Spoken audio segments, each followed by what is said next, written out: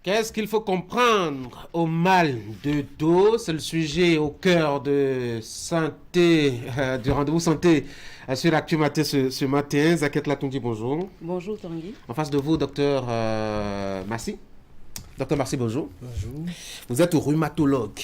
Vous êtes là pour nous aider à comprendre tout ce qu'on doit comprendre au sujet du mal de dos, Zakiat.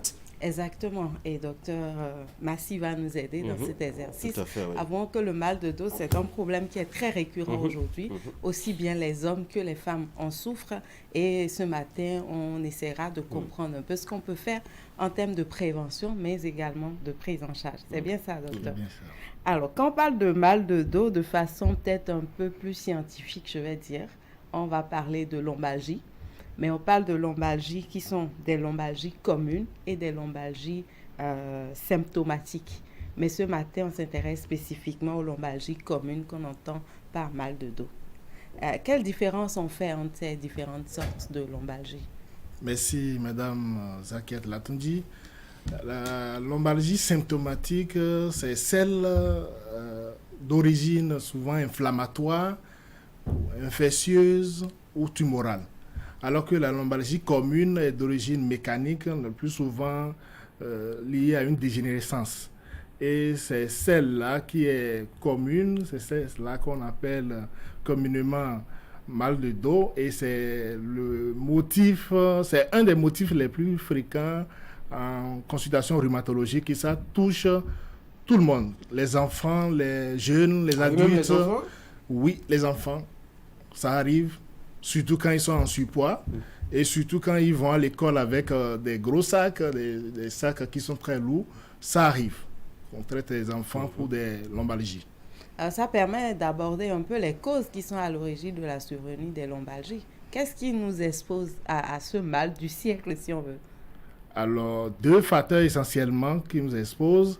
Il y a le surpoids, l'obésité, et il y a l'utilisation que nous faisons de notre dos. Je vais dire la mauvaise utilisation qui nous conduit au mal de dos. Cette mauvaise utilisation s'explique par les différentes postures que nous adoptons. Absolument. Par exemple, quand on est assis et qu'on ne tient pas sa colonne vertébrale assez droite. Est-ce qu'on peut voir quelques exemples qui nous exposent véritablement à ce mal? Il y a beaucoup d'exemples. Quand vous êtes assis, par exemple, vous devez aller au fond de la chaise. Le plus souvent, il faut s'asseoir sur des chaises qui ont des dossiers. S'il n'y a pas de dossier, comme sur les tabourets, c'est déjà un facteur. Et aussi, quand nous restons debout pendant longtemps ou nous restons assis pendant longtemps, aussi, nous pouvons provoquer des douleurs au bas du dos. C'est une affaire de dosage, c'est ça? C'est une histoire de dosage, effectivement. J'imagine que les conducteurs de véhicules de transport en commun et autres doivent être vos premiers clients. Ils finissent presque toujours par consulter en rhumatologie en fin de carrière. Parce qu'ils sont restés dans la même position. Ils sont restés dans la même position. Souvent, ils font 4, 5 heures, 8 heures de route sans s'arrêter. Ce n'est pas bien pour le dos. Alors, mais fondamentalement, est-ce vraiment une question d'hygiène de dos qui nous expose à ce mal-là, ou il y a d'autres facteurs qui entrent en ligne de compte? Les autres facteurs sont souvent génétiques et ne sont pas au premier plan par rapport à l'hygiène du dos, qui est un facteur fondamental pour déclencher le mal du dos. Vous avez évoqué tout à l'heure le facteur obésité, le poids, le surpoids. Le surpoids. En quoi est-ce qu'il a un lien avec notre dos? Alors, il faut savoir que le poids, effectivement, a un lien direct avec le déclenchement des douleurs dans le bas du dos, parce que la pression que nous exerçons, quand nous sommes debout, par exemple, nous exerçons 100% de notre poids sur le dos. Ah oui? Et si je pèse 100 kg, je vais exercer 100 kg sur mes disques qui sont dans le dos. Si je pèse 200 kg, je vais exercer autant sur la colonne vertébrale.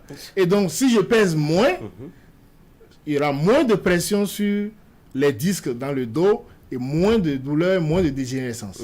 Je suppose que ceux qui n'ont pas beaucoup de poids, qui sont enfin un peu... Ils n'auront jamais de soucis de Ceux dos. qui n'ont pas de surpoids, est-ce que ceux Ils qui peuvent- ne sont pas ils- en surpoids souffrent également du mal de dos? Bien sûr, même si vous n'êtes pas en surpoids, vous pouvez souffrir du mal du dos parce que si vous utilisez mal, quand vous faites une antéflexion, c'est-à-dire vous vous penchez en avant, vous exercez 200% de votre poids sur le dos. Alors vous êtes peut-être à 50 kg, vous pensez que vous êtes à l'abri, mais 50 kg fois 200%, Sur votre corps Sur votre- sur- frêle d'habitude, ça va crée créer une toujours, dégénérescence le mal de dos. plus tard. Alors, Voilà. face à ce mal-là, quand on sent cette douleur, c'est vrai que je ne sais pas si ça vous est arrivé, même si vous n'en souffrez pas quotidiennement, il y a des fois des mouvements que vous observez qui rapidement vous exposent à ce mal de dos. Face à ce mal, fût-il récurrent ou non, quelle est la conduite à tenir? Quand vous avez une douleur ou une petite gêne, même fonctionnelle, au niveau de la colonne vertébrale, notamment au niveau de la région lombaire, située entre la fin des côtes et le pli fessier, le réflexe à avoir, c'est consulter son médecin le plus tôt possible, surtout si cette douleur persiste.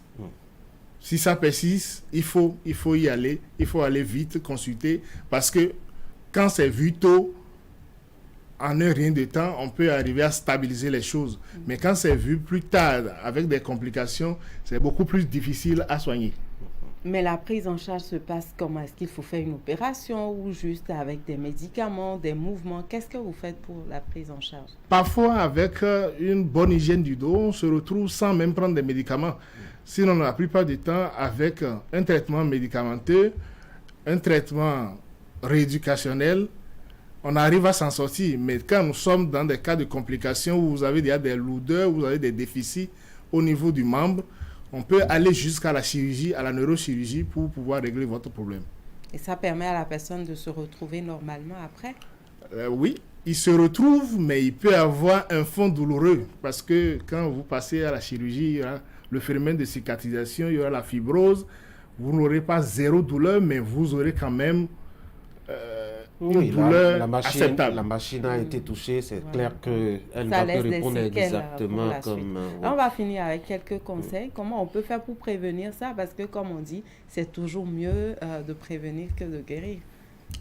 Absolument, c'est toujours mieux de prévenir que de guérir. Et il s'agit des règles d'hygiène du dos que nous devons observer partout où nous sommes, à la maison, au bureau, dans notre voiture, n'importe où nous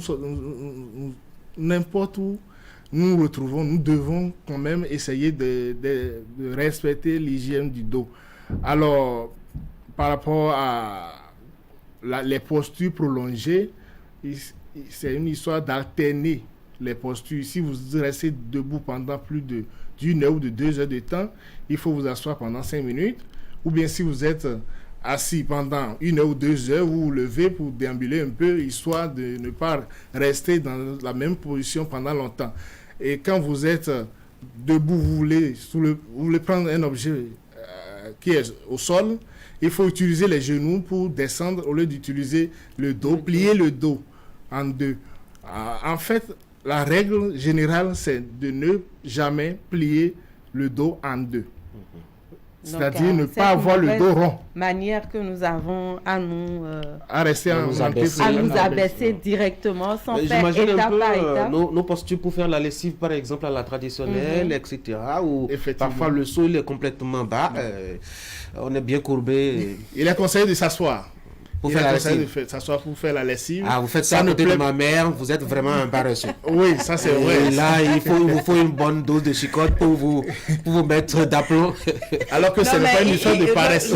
C'est une histoire d'une bonne hygiène du dos. Parce que les mères ne comprennent pas véritablement. Mais aujourd'hui, avec l'âge, les mères aussi ont compris qu'il faut peut-être aussi soulever un peu la bassine.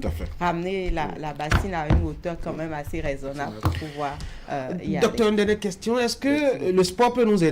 Le sport aide beaucoup, surtout la marche, la natation, qui aide à tonifier les muscles qui sont dans le dos, les muscles paravertébraux. Et donc, le sport aide beaucoup à éviter ces douleurs. Docteur Michel Massy, je rappelle, vous êtes rhumatologue et avec vous ce matin, nous avons parlé des lombalgies communes appelées encore mal du dos. Merci d'avoir accepté notre invitation. C'est moi. Et merci à vous, Zakiat Latondi, de l'avoir amené par ici. Merci. Bonne journée à vous deux. Mesdames et messieurs, on va clôturer Actu Matin. Voici la revue de presse.